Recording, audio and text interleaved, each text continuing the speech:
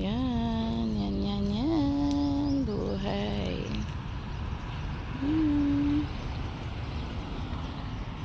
Okay.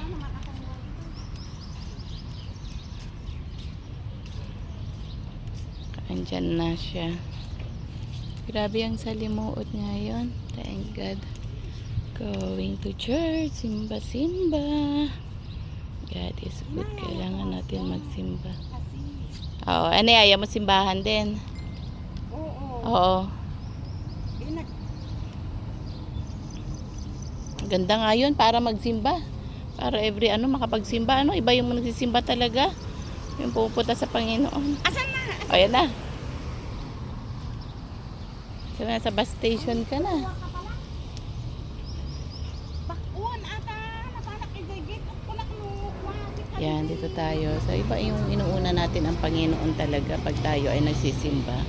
Kailangan unahin natin siya. Magsimba tayo para ang Panginoon ay gumalaw sa atin, di ba? Minsan talaga pagod na, no? Rest na lang sa bahay, mag-pray. Yun, nakikinig ng mga word of God, ganyan. Pero, iba rin yung get together mga kapatiran. So, yan yung paligid namin. Ayan, okay. Ayan. Ayan yung bus station. So, yan yung paligid namin. So, naghihintay kami ngayon ng bus dito. So, muli, shalom, shalom. May the Lord God bless you. At go on lang and keep pray. Dahil wala pong imposible sa ating Panginoon. No? Especially yung kalakasan natin, ating ingatan, at patnubayan tayong lahat ng ating Panginoon. God bless you, Philippines. God bless you.